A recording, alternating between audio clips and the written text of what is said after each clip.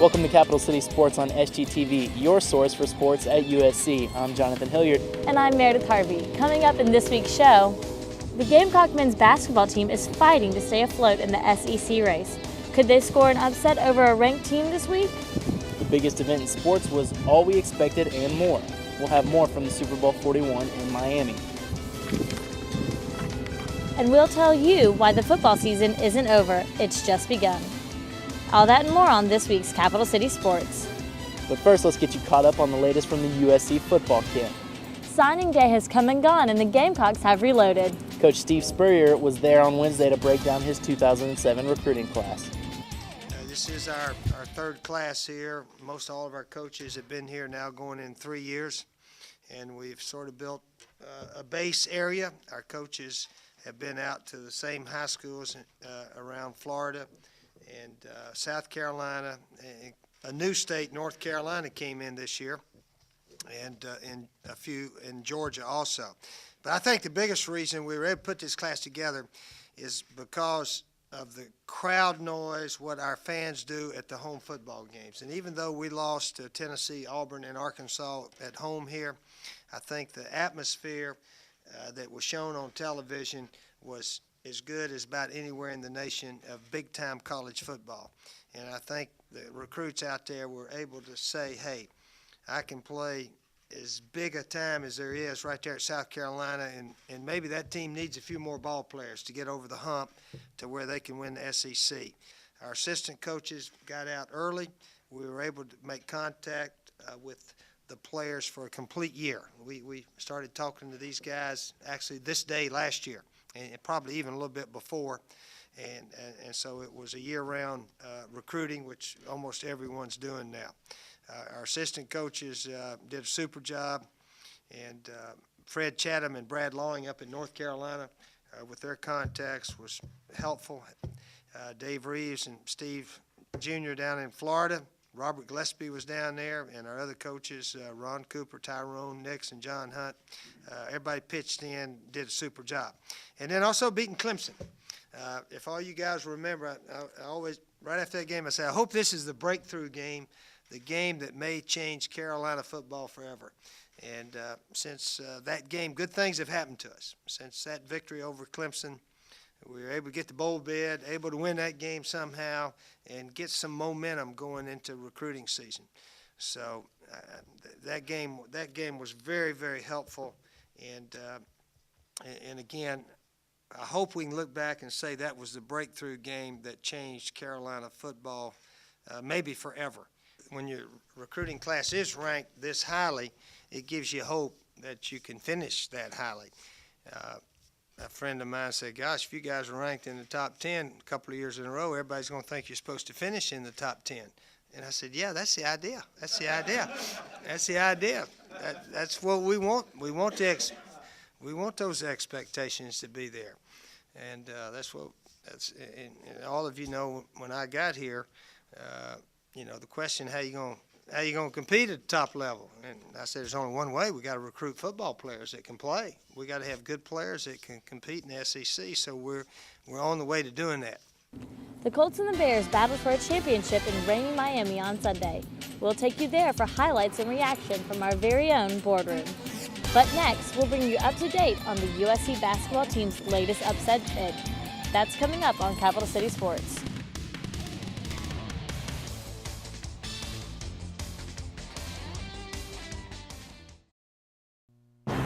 Today, the world we live in is fast-paced and ever-changing.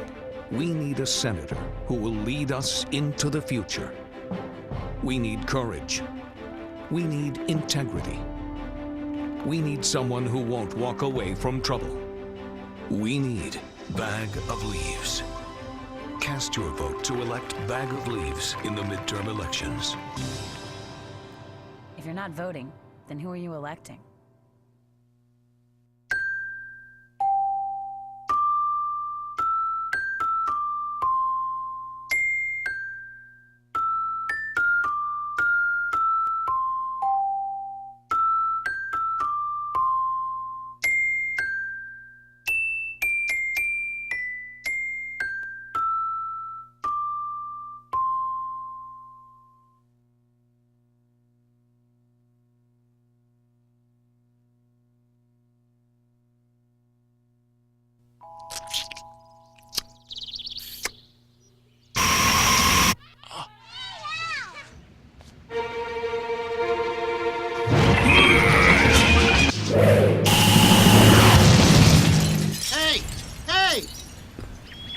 What is your problem, man? You're welcome.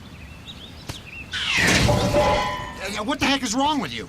What do you mean? Don't give me that. All right. What's going on here, fellas? The missile was about to hit the school. I just acted as fast as I could. That doesn't change the fact that I don't have a car anymore. Who just throws a person's car at a missile? You're serious? Yeah. Who's going to pay for my car? I guess I could. Do you even have a real job? Yes. Do you have insurance? I saw the whole thing. Call me.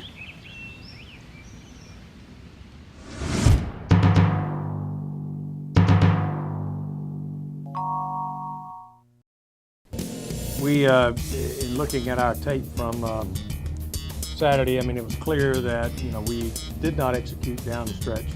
Something like 4 turnovers in the last 2.5, 3 minutes. At this level, really at any level, you've got to execute when the game is on the line. Despite playing much better as of late, the Gamecock basketball team only had 2 SEC wins coming into this week. Could they steal a win at Alabama or at Kentucky? Let's go to Tuscaloosa for highlights. Gamecocks come into the game 2-5 in the conference, up against 20th ranked Alabama in Tuscaloosa. First half, it's Bryce Sheldon starting the game off with a hot hand. He hits the 3, Gamecocks go up to an early lead, but they would fall behind, but Trey Kelly trying to bring them back. The fall away jumper, he had another good game, and it's 10-7 Bama early in the game, but the Gamecocks are coming back. But the Gamecocks didn't have an answer for inside force Richard Hendricks of Alabama. He gets the ball up over Brandon Wallace and scores, and the Gamecocks fall down by 5. But now the Gamecocks get hot. It's Dwayne Day from 3. That ties the ball game. Alabama takes the lead again, but here it is again. Dwayne Day for 3. Gamecocks shot half their shots from the floor from behind the 3-point arc in this game, and that kept them in it. Now, later on in the first half, it's Bryce Sheldon hitting another 3, and the Gamecocks are starting to build a lead. They go up 8 in the first half, and they would have an 8-point lead at numerous points in this game. Later on in the first half, it's Alonzo G, and again, Alonzo G, I think I'll dunk this. Good gracious. Bama only down 2 with 3 minutes left in the first half. But Dominique Archie gets past his man up above the key, and he goes all the way to the basket, untouched for the easy dunk. Into the first half, the Gamecocks would have a lead, and they would try to stretch it out in the second half, but here comes Alonzo G with the steal. He gets it to Jemison, who dunks it. Bama cutting the lead down to 4 in the second half. More Bama. Here it is, Richard Hendricks with the jumper. That's good. The lead is cut to 2. Now, later on in the second half, the game is tied at 34. Trey Kelly penetrating. He says to Brandon Wallace, dunk this. Brandon Wallace complies. Gamecocks take another lead later in the second half. Now it's Bryce Sheldon again. Sheldon would have 17 points on the day, and he was on fire from 3. Gamecocks go up 6 late in this game, but the Bama would come back, tie the game. There you see Mikael Riley hitting the 3. It's 57-54, and to ice it, they're going to go right back to the big fella. It's Richard Hendricks with the turnaround hook shot. Brandon Wallace is just helpless at that point. Bama goes up 3. They would go on to win 64-61. USC falls to 2-6 in conference. You see Bryce Sheldon's desperate shot at the buzzer would not prevail. USC falls to 2-6. Bama goes to 4-4, and they actually lead their division. As you see there, final score 64-61. Bryce Sheldon with 16 points, 6 of 9 from the field. For Alabama, Mikael Riley led the way with 15 points. Now on to the Wednesday game. It was South Carolina dropping another one to Kentucky. They were down huge in this game, made it a game, but could not prevail. They lose 95-89. What you want as a coach is to have your team in position to win the game in the last 5 minutes, particularly on the road like that against a really good team like Alabama. We were, and then not to at least execute and get the kind of shots that you feel like you have to win the game was disappointing. So we basically put all the games that we played before in the past, and we know that these next 8 games, they're all winnable. So we just gotta take it one game at a time. The Gamecocks will host the Georgia Bulldogs in their next game this Saturday at 7 p.m. That game will take place in a Colonial Center and will feature the Gamecocks and Bulldogs in an Eastern Division matchup. The Gamecocks then travel to Nashville, Tennessee to take on the Vanderbilt Commodores. Wednesday, February 14th at 8 p.m. in another Eastern Division showdown. Now taking a look at the SEC standings, the Florida Gators continue to roll through the conference at 9-0 in the SEC. They lead the SEC East. They're followed by Kentucky, who is a surprising 7-2 in conference, Vanderbilt, who's at 6-3, Georgia at 5-5, Tennessee at 4-5, and the Gamecocks bringing up the rear at 2-7. In the SEC Western Division, Alabama leads the pack by a game at 5-4. They're followed by the Arkansas Razorbacks and the Mississippi Ole Miss Rebels at 4-5. Auburn comes in 4th at 4-6. Mississippi State is in 5th at 3-6, and LSU is bringing up the rear at 2-7. 25th ranked Clemson Tigers taking on the Georgia Tech Yellow Jackets in Atlanta. In the first half, it's Javaris Crittenton saying, "I'll take that and dunk you very much." Later in the first half, Georgia Tech has built an early lead. Oliver Purnell not real pleased early in this game, and now you can see why. It's Rashawn Dickey getting in on the dunk parade for the Yellow Jackets. They take a huge lead. They're up 15 already in the first half. Later on, Crittenton, by the way, he can shoot too, for 3. Georgia Tech goes up 16 points at this point. Later in the first half, Clemson trying to shorten the lead. It's Cliff Hammonds with the drive and the lay-in. They were only down 11 at the half, but second half, here comes James Mays, the star for the Tigers. He gets the bucket and the foul. That cuts it to 12. Later on, it's Mays again. He gets the ball inside, looking for the easy bucket. He's got it. It's a 10-point game, but Clemson, that would be as close as they get. Now, inside. This time it's Alade Aminu, and Tech is back up 16. And towards the end of the game, getting the loose ball, it's Javaris Crittenton. Oh, no, you didn't. Tech goes on to win 80-62. Javaris Crittenton ended with 26 points in this game and 6 assists. James Mays for the Tigers ended with 15 points in the ball game. Now on to the Atlantic Coast Conference standing. It's surprising Boston College at the top of the pack with an 8-2 record, and they're tied with Virginia, who's got an 8-2 record. The highly favored North Carolina Tar Heels are at 7-2, followed by Virginia Tech at 6-3. Clemson, after a 17-0 start, is at 5-5 in conference. Duke, the powerful Duke Blue Devils, only at 5-5 in the conference. Florida State tied with them at 5-5. Georgia Tech following them up at 4-6. And Maryland, North Carolina State, and Wake Forest are rounding up the pack at 3-6 and 2-8. In the national rankings in the AP poll, it's the Gators still holding on strong to that number 1 spot. They were unanimous number 1 this week. UCLA follows them at 2.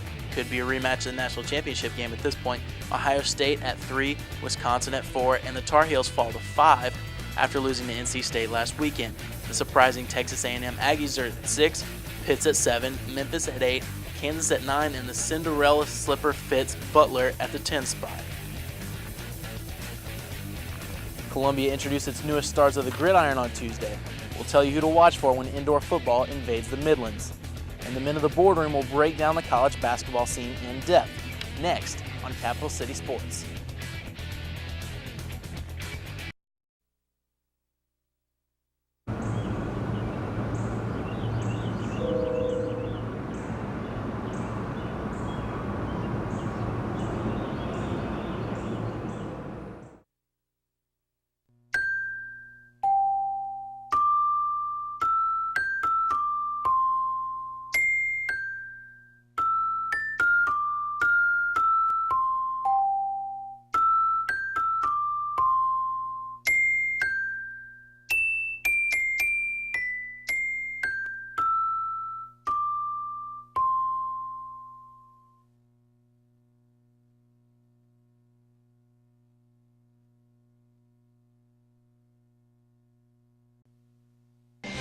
Frozen Peas, respected member of our community for years, determined to always do just the right thing, committed to support the growth of our children, and effective at lowering bad cholesterol. Frozen Peas, courage, integrity, fresh ideas. This message paid for by the Friends of Frozen Peas. If you're not voting, then who are you electing? Alone and crying, boom, boom, bam. Crying, pom, pom, pom. Crying is always good. It's easy to tell if you've had way too many. But what if you've had just one too many? Buzz driving is drunk driving. There we go.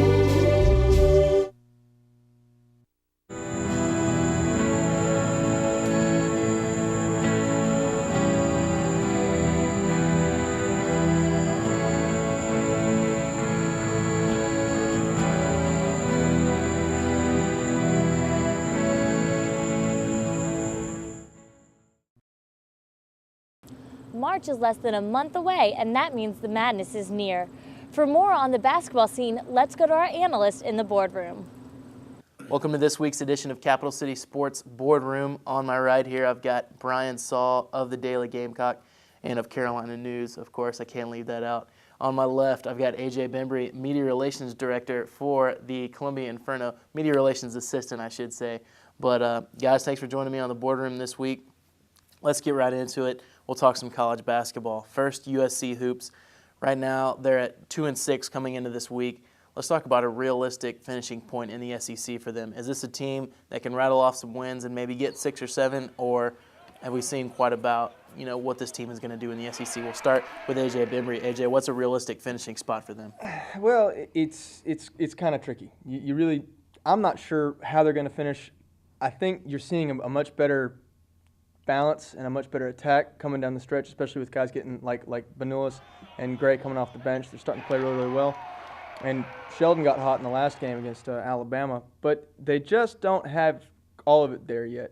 I think you're probably going to see them with maybe 2 or 3 more SEC wins, but no more than that. But I will say that when they finally make it to the tournament, they might surprise some folks. So we've basically ended up with 4 or 5 wins in the SEC. So 4-12, a 5-11 is a realistic goal for them. Yeah, they could probably knock off a UGA maybe, or they might surprise Vanderbilt or somebody like that. But any of the big boys, I don't think they're going to have much of a chance against. All right, Brian, what do you think? What's a realistic spot for them?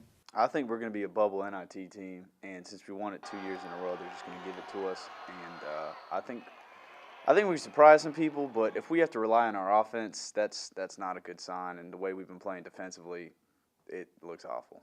The team's kind of squandered an opportunity here in the last couple of games to be 4-4 in conference. You look at them; they were 2-4. They lose a close game at home against Auburn. They lose a close game on the road against Alabama. You could be a 500 team. Instead, you're at 2-6.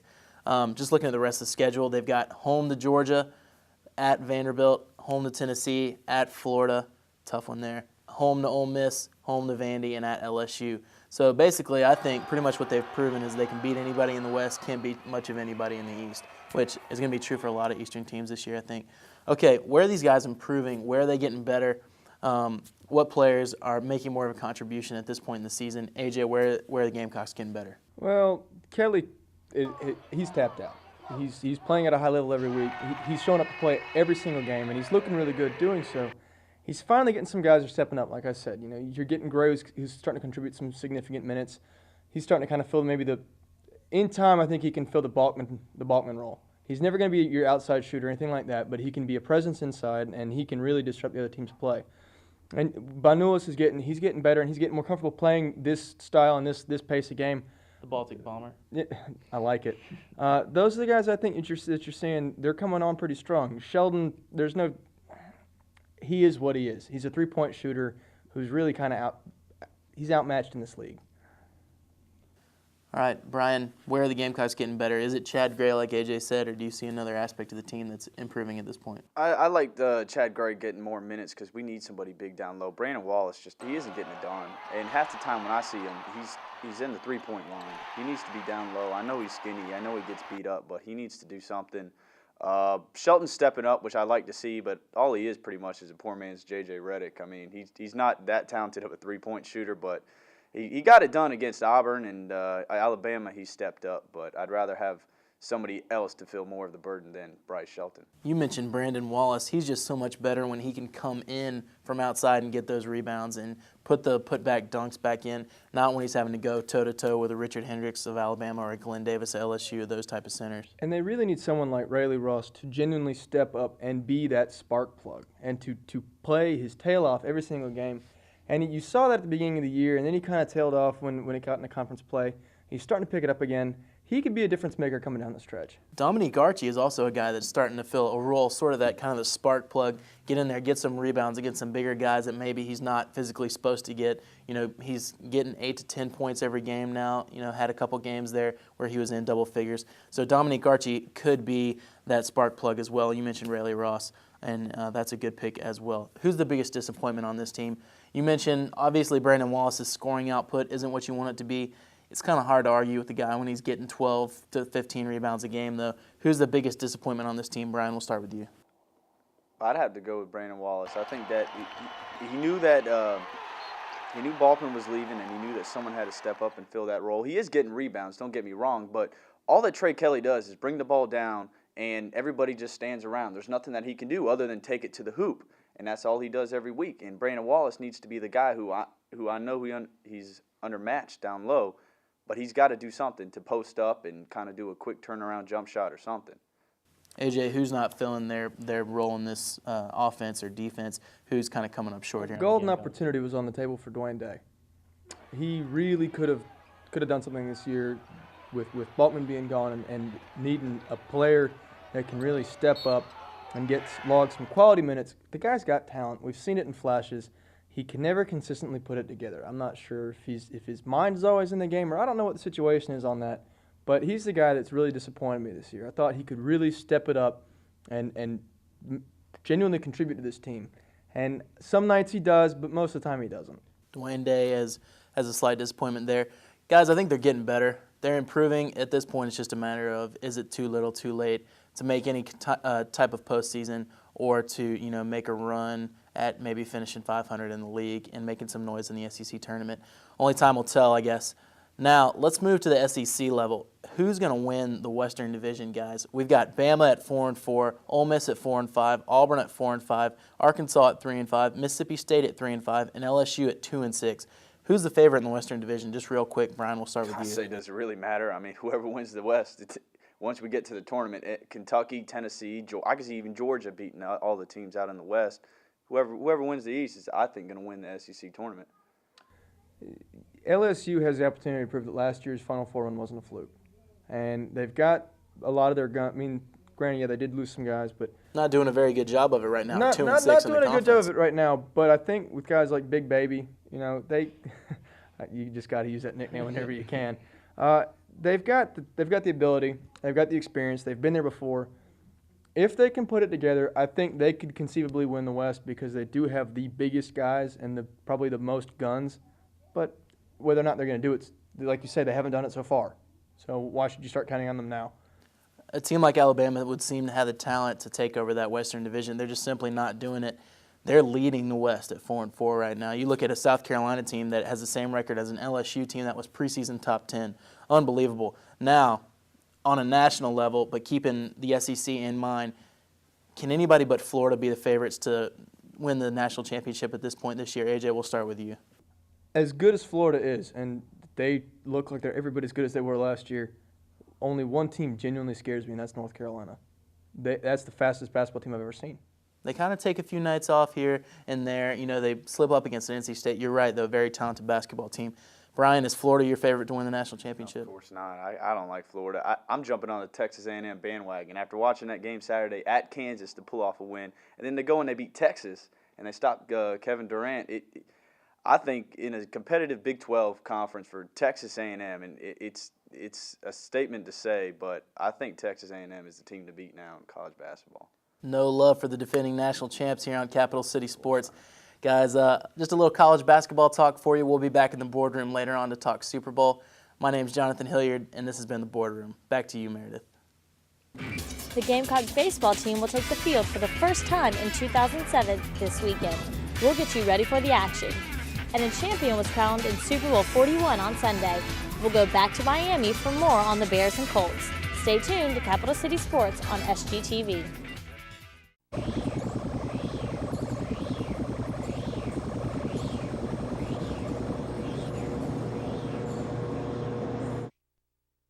All right, Commissioner, hold on. I'll tell him. Honey, it's Phil. The gold reserve is being attacked. Tell him I'll be right there. Don't forget to shut the window.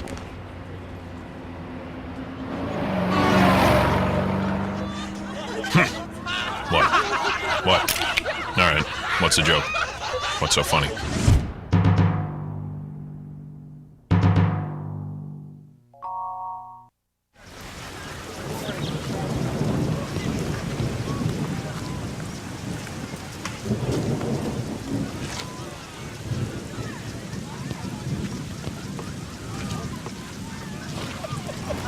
It's easy to tell if you've had way too many. But what if you've had just one too many? Buzz driving is drunk driving.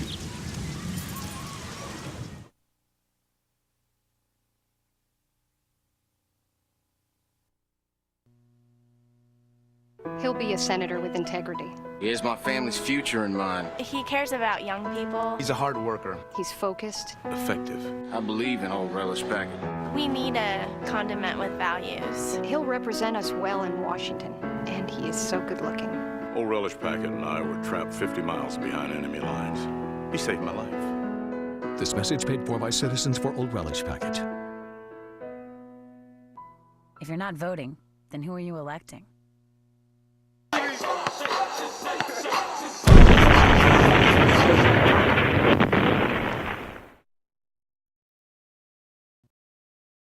After 5 months of blood, sweat, and tears, the National Football League finally crowned a champion on Sunday.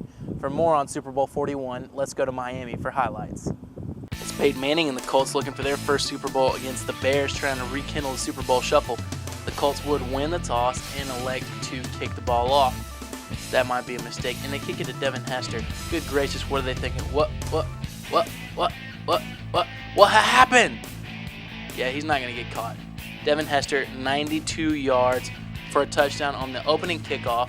The Colts basically spot the Bears 7 points. Devin Hester, his 8th touchdown, and this is rookie season on kick returns. The boy ain't right, is what I'm trying to say. Anyways, Peyton Manning trying to get it back for the Colts early. He's looking for his favorite target, Marvin Harrison, down the sideline, and I'll take that, says Chris Harris. Intercepted. He returns it about 10 yards for the Bears, but they could not capitalize on the turnover. They would give the ball back to Peyton Manning, and the Colts. Could Peyton finally break through?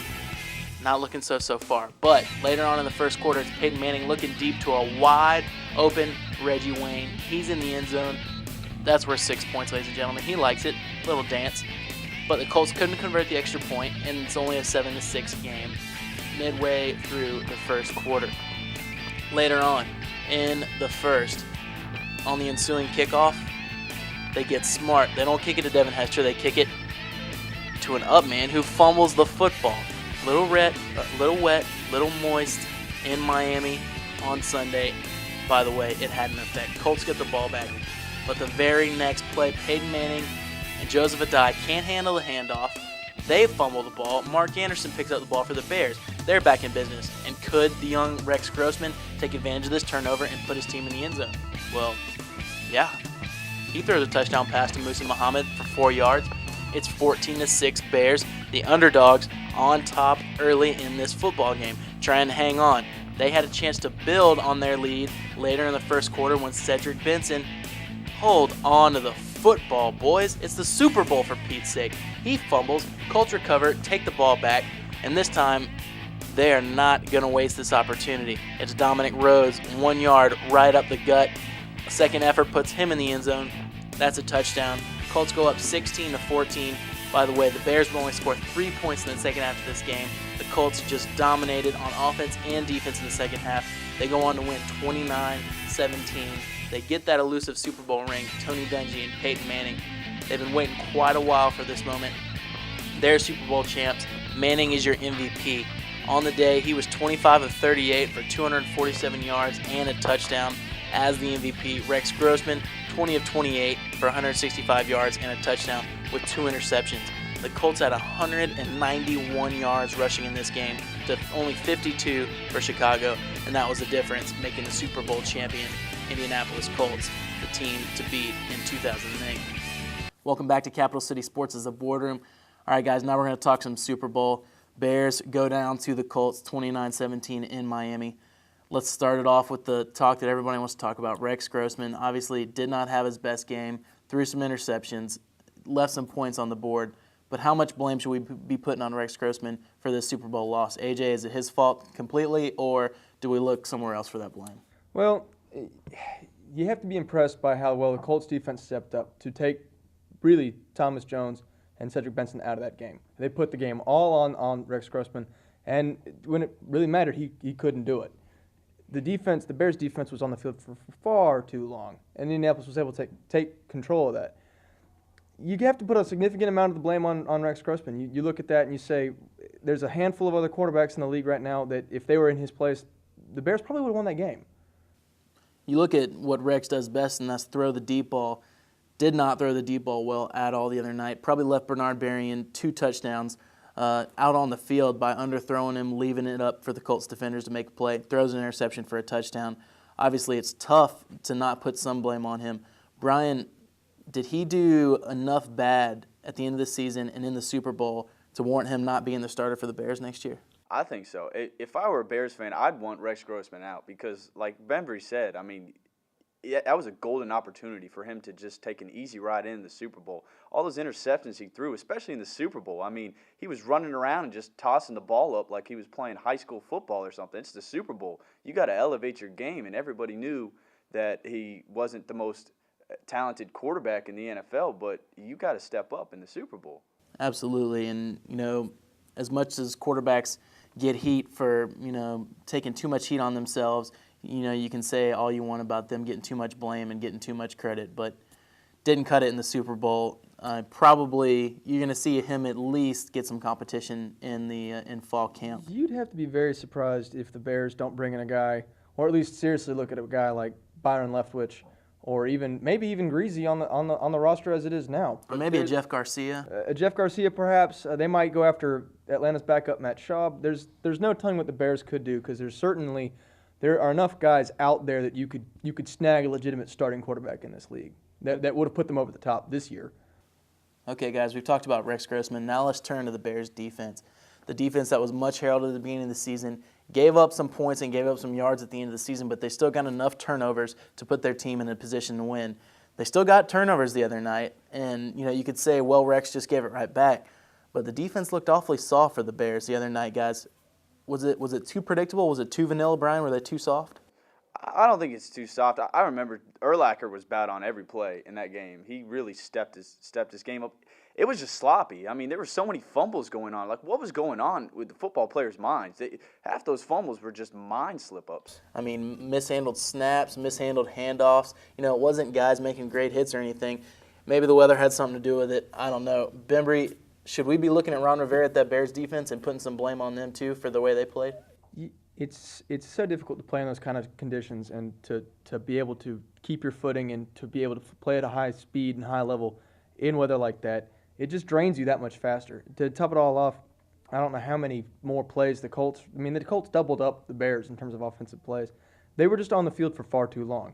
I mean, part of it, it was their own fault, but even when they would get the ball back to the offense couldn't do anything with it, and they were right back on the field. They were just worn out. Ron Rivera is probably going to – he could very easily wind up with one of the head coaching positions that's still open. Wouldn't surprise me at all if he winds up going to the Cowboys. But while, no, they didn't have their best game, they played well enough to win that game. Again, you talk about the Colts just dinking and dunking the Bears all over the field, screen passes, and Joseph Adai and Dominic Rhodes just ran all over them like they had run on nobody else for pretty much the entire season. So the Bears defense has a few holes. Still probably, like you said, played well enough to win if they had some solid play from their offense as well. Move to the other side of the ball. Peyton Manning gets his Super Bowl, gets the Super Bowl back to Indianapolis. Is the whole hex of Peyton Manning can't win the big game gone, and is his career pretty much, everything on top of this is gravy? Brian, is that at the point he has? I'd like to hope so, but reading in the papers lately, they're saying, is Manning going to win a second one? Is Tony Dungy going to repeat? People, if you got a monkey on your back, people are still going to ride you, and they're going to say, you only won one. How come he didn't win two? And how come he didn't win three? And it's just going to be throughout Peyton Manning's career, I guess you'd say. They're going to compare him to Joe Montana and all those other quarterbacks. John Elway won two. How come Peyton Manning can't win two? Well, you talked about comparing him to Joe Montana and John Elway and those guys. What about Tom Brady, who he has to go out and face every year? Is he going to be at that level with Tom Brady, or do you think he doesn't deserve to be at that level yet? AJ, what's your thoughts on it? He's easily a first ballot Hall of Famer. I mean, he's going to walk into the Hall of Fame as soon as he's done playing. There's no doubt about that. But the media has to have a GOAT. They love having one. And they're going to keep playing that card for as long as they can. Like you say, they're already talking about, well, is he going to win two? He won this one. It was a fluke. Is he going to do it again? It doesn't really matter. The guy's got his ring. Brett Favre only has one. He's not going to win another one anytime soon. No one's questioning how great of a quarterback he is, but you're exactly right. Manning will always come down and will always be compared to Tom Brady. It's probably unfair because Manning's going to have the better stats at the end of their careers, but Brady's going to have the more rings. Well, Peyton Manning gets his ring. Guys, like you said, Brett Favre's only got one. If Peyton Manning keeps putting up the stats he is right now, it's hard to see him not being a first or second, at the least, ballot Hall of Famer. Okay, in maybe 10 seconds, guys, sleeper team of the 2008 season, or 2007-2008 season. Who is that team that's going to jump up and surprise us next year in the NFL, Brian? I got to go with my hometown team, the Miami Dolphins. I think that with a new coach in town, and hopefully we'll get a quarterback situation in order, I could see us making a run into the AFC East next year. If Dante Culpepper can ever get back to himself, that team's got some talent on it already to work with. AJ, who's the sleeper team in 2008? I've got two. Number one, I think the Jaguars can be really good next year. They play. But they should have been really good this year. They should have been really good this year. You're right, and they were getting better every year under Del Rio, except for this year. This one was kind of an aberration, but they were strong at the beginning of the season. I think that team's they're going to come back. They're going to be loaded for bear next year, especially if they can add one or two more pieces on the offensive side of the ball to really become a little bit more explosive and a little bit more dynamic. Because you have a giant in that division with the Colts. You're going to have to slay them. Plus, as hot as the Titans were down the stretch, you don't know about them. The other team that I think it's going to be interesting to see, or at least I'm going to be very interested in watching, is the Falcons. What is Bobby Petrino going to be able to do with that team? We saw how successful he was in college with the downfield passing attack. It's the kind of thing that suits Vic's strengths well. They're going to be interesting to watch. They've got a lot of pieces, and they've got a lot of flexibility that they can do some personnel moves with. They're going to be interesting. And if they can bring Patrick Kearney back from free agency, a ton of talent on that defense, a lot of injuries hampering them. They need to shore up the secondary a little bit. But Falcons and Jaguars is your sleeper team. I'm going to go back to the New England Patriots. A lot of people writing them off. They just need one or two more pieces to be right back to that level they were at. You saw they blew a 21-3 lead to the Colts in the AFC Championship game. I know it's hard to call the Patriots a sleeper, but with the Colts winning the Super Bowl, I think they're going to get overlooked quite a bit. So, Patriots, my sleeper team for 2008. Guys, thanks for joining us on the Boardroom today. I really appreciate it. This has been your Super Bowl talk and another edition of Capital City Sports' The Boardroom. I'm Jonathan Hilliard. Back to you, Meredith. The buzz is starting to pick up. We'll introduce you to Columbia's newest Boys of the Gridiron later in the show. And we'll bring you more coverage of Signing Day 2007. Our experts will grade the Gamecocks and let you know how their newest class racks up with the best in the country. That's all coming up. Don't go away.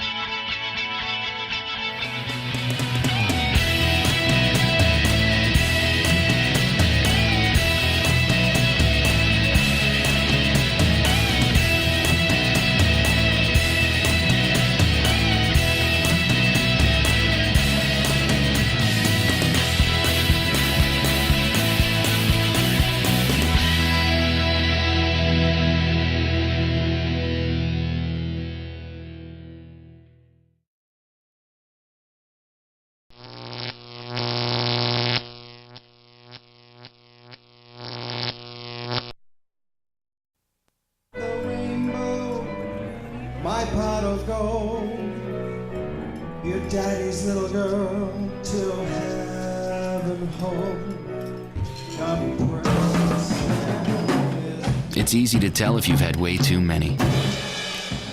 But what if you've had just one too many? Buzz driving is drunk driving.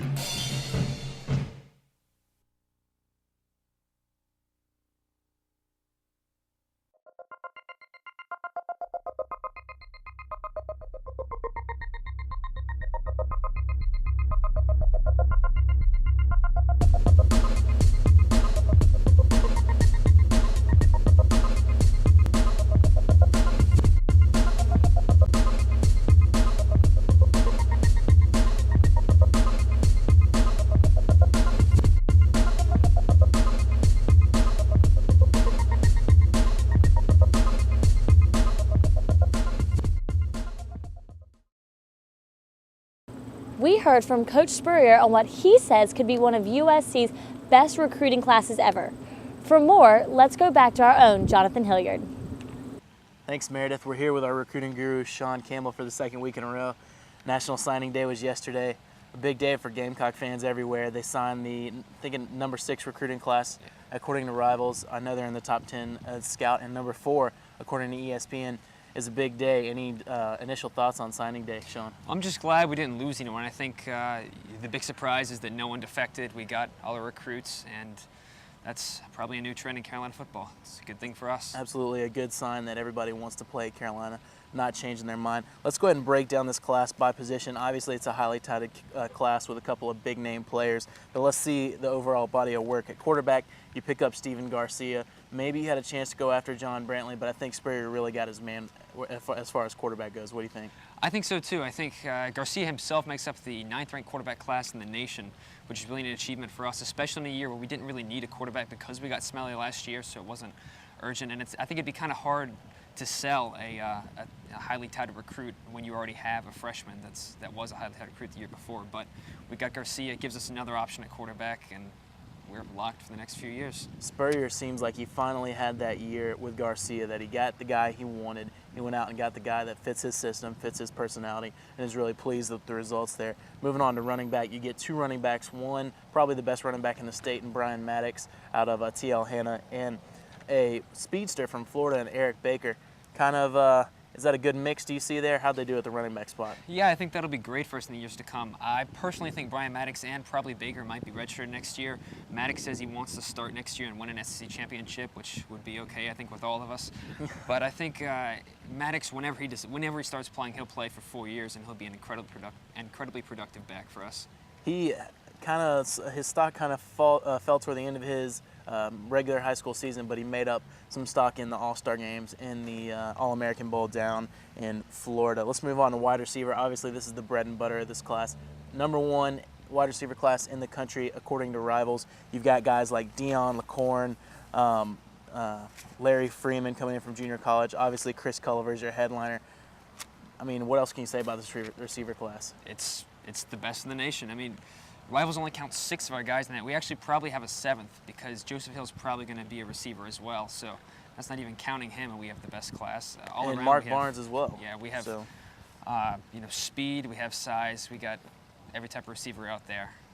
Absolutely, you got a good mix, like you said, of the big guys that can go up and get the jump balls, and your speedsters like Culliver. And then just looking at the big guys in this class, you got Jason Barnes at 6'4", Matt Clements is at 6'2", kind of deceptively big, and Larry Freeman's a real thick wide receiver who can go over the middle and pick up some possession-like receiver catches for you. Moving on to tight end, the big surprise in the last week of the recruiting season was Wesley Saunders committing to the Gamecocks, tight end out of North Carolina. But you've already got Matt Williams, and now you add Wesley Saunders, so you're looking at a pretty stout tight end class as well. Yeah, I think so too. I think Wesley Saunders is going to be kind of like Leonard Pope was for Georgia, a big guy that's surprisingly agile and can catch really well. I think we'll see him a lot in years to come because we just haven't had that pass-catching tight end in Spurrier's system. You replace Jonathan Hanna that you lose last year to a transfer from NC State. Spurrier's been able to attract some really good tight ends to South Carolina. Does that surprise you considering the offense he's ran? I think so. I mean, he's never really had a pass-catching tight end. Even back in Florida, his tight ends were definitely used more as blockers. But maybe we're seeing a change. I mean, he said this year how having Savell Newton kind of showed him what a dual-threat quarterback can do, and then he goes out and gets Steven Garcia. So Could be he's changing his ways a little bit. Yeah, just a All little. right, now let's look at offensive line.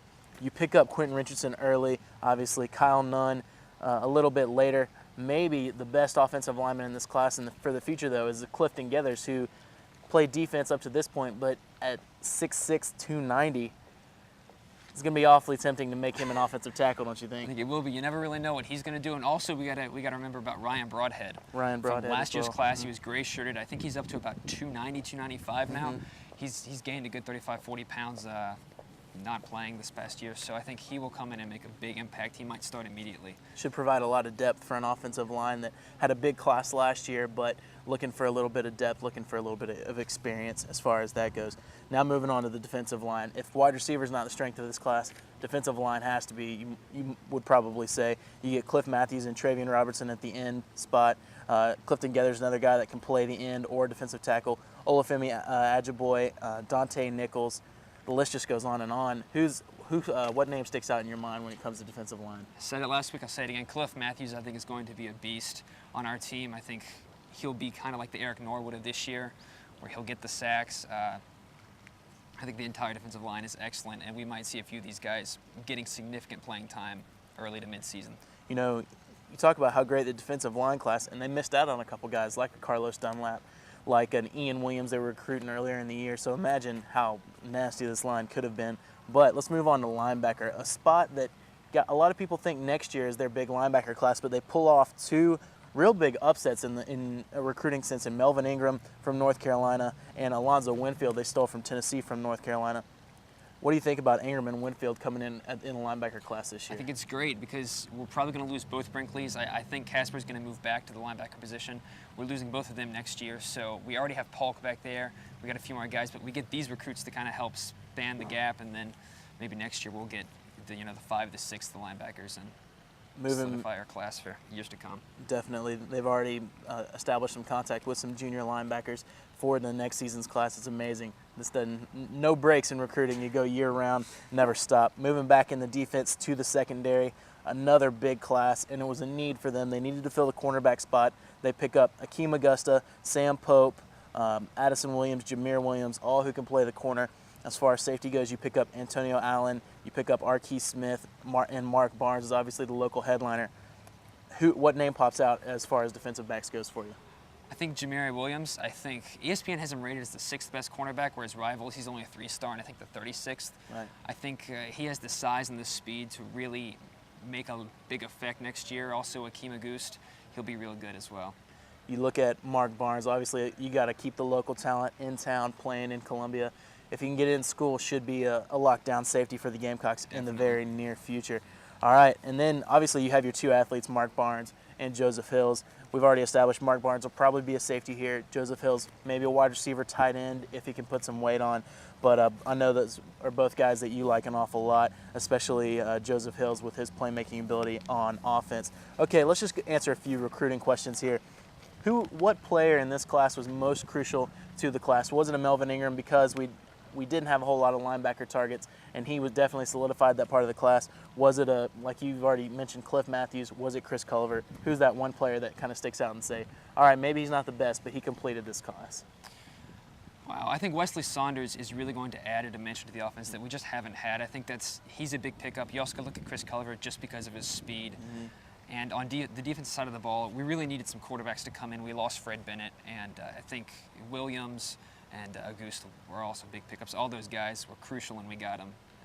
Absolutely, and a lot of those guys you kind of came in a little late on and made some headway, like Akeem Augusta. You came in, it really looked like he was looking for an excuse not to go to South Carolina. You end up picking him up. Now the next question, who are those big fish that got away? Obviously you look at Dunlap, but is Dunlap that one big fish that would have just really put this class maybe into the top 3 in the country, and he got away? I think so. Dunlap is rated as the 7th best player on Rivals, I think, and he would have made our defensive line class completely outstanding, probably given us the best class in the nation. You can also look at Gary Gray. He was a very early commit that unfortunately decommitted, decided to go to Notre Dame. He would have put our defensive back class probably in the top 3. Another local guy that you wanted, but I mean, they obviously did a good job of replacing him with a lot of talent in the secondary. Okay, looking at how USC did against their main competition, Florida looks like they're going to sign the #1 class in the country with the pickup of Dunlap, and they've also got, I think, 8 or 9 players in the Rivals 100 signing with them. Tennessee is going to finish at, it looks like, 3 or 4. But the Gamecocks out-recruit, according to Rivals now, Georgia, Auburn, Alabama, and most importantly, Clemson in 2007. What does that mean for a Gamecock football program? I think it shows where we're going, that with Spurrier, we're no longer, in the basement or just the kind of in the middle of the SEC. We're finally getting the talent to where we'll be able to match up with these guys one-on-one and probably beat them. I mean, we've beaten everyone but Georgia in our conference with lesser talent so far. So now that we're kind of going to get on an even footing in the years to come, it looks like, I want to watch out for the Gamecocks. Looks like the future is bright for the Gamecocks. That's your 2007 recruiting class. Sean, thanks for your time again. Still to come, the Gamecocks of the baseball diamond are ready for action. We'll get you up to date for this weekend's season opener. And football fans, don't worry, because the Super Bowl wasn't the end of the fun. We'll give you something to look forward to next on Capital City Sports.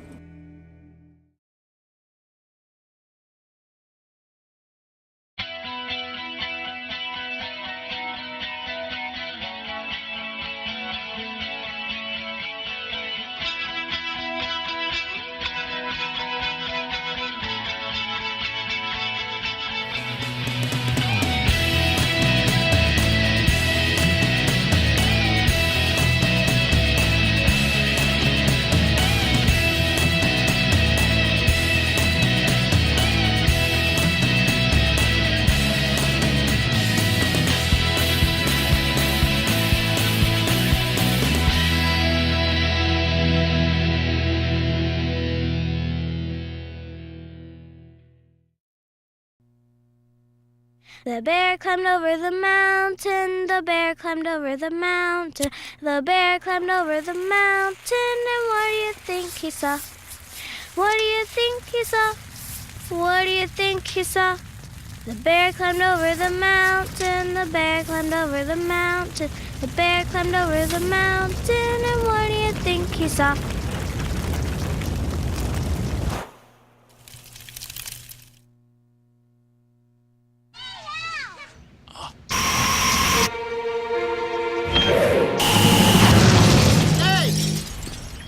What is your problem, man?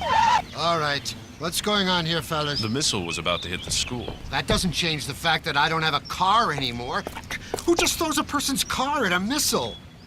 You're serious? Yeah, who's gonna pay for my car?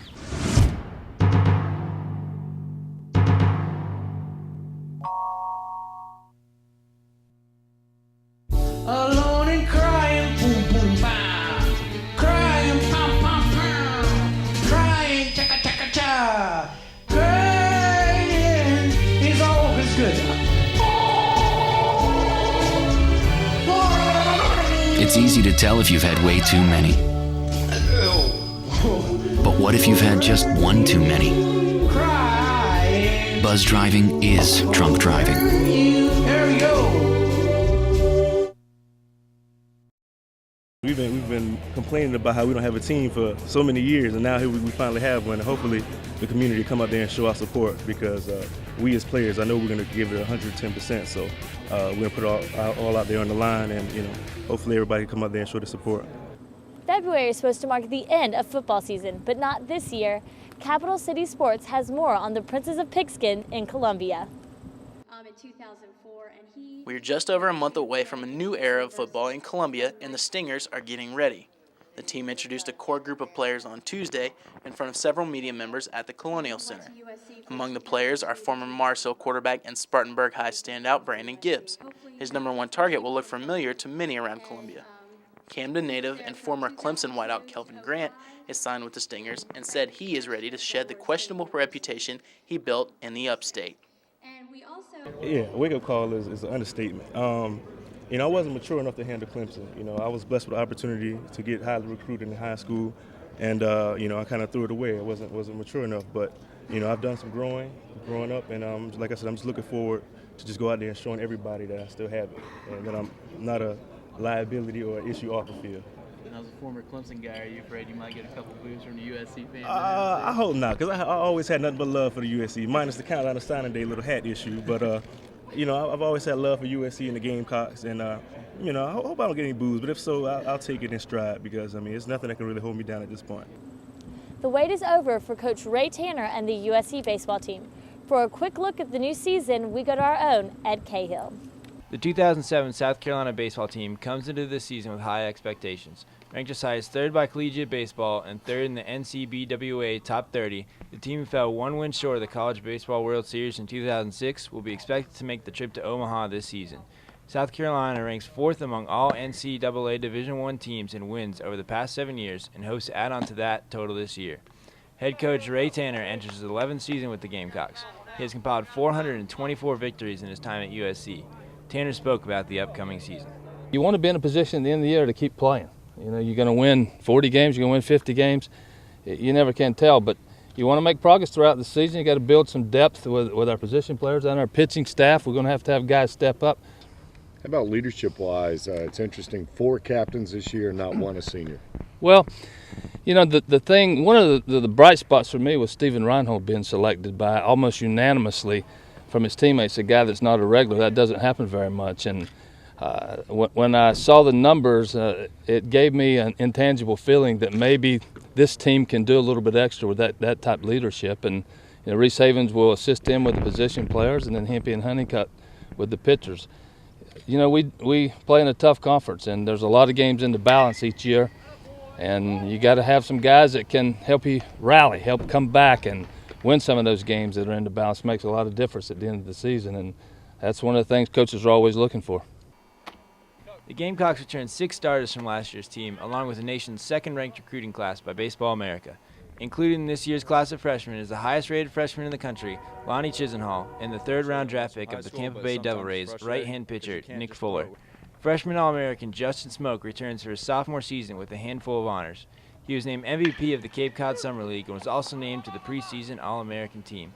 Smoke elaborated on his experiences from his freshman season and Summer League play. Well, I mean, starting last spring, you know, I mean, I had a tough fall last fall, and I mean, getting adjusted to the college game. And last spring, I mean, I was still struggling early on. About halfway through the year, it kind of clicked for me a little bit, and I mean, ever since then, it's just been the game's kind of slowed down for me, and it's been a lot, not like easier for me, but it just slowed down a lot. And I mean, it's been great. I mean, this summer helped out a lot, and going into this spring, it's gonna be good for us. The Gamecocks begin their season February 9th at the Hughes Brothers Challenge, a round-robin tournament at UNC Wilmington. It will begin the season with 7 straight road games, but no worries. The Gamecocks boast an incredible 67-2 record in the month of February. They will return to Sarge Frye Field for a 3-game series against Eastern Michigan on February 23rd. Be sure to grab your seats early, as these highly ranked Gamecocks will be sure to draw crowds. Don't forget to tune in on Monday, February the 19th, for a complete half-hour preview on USC baseball. That's all for a jam-packed episode of Capital City Sports. Make sure to tune in every Thursday at 8 p.m. on SGTV. I'm Meredith Harvey. And I'm Jonathan Hilliard. And it's cold outside for me, so don't be afraid to cuddle up to a buddy. See you next week.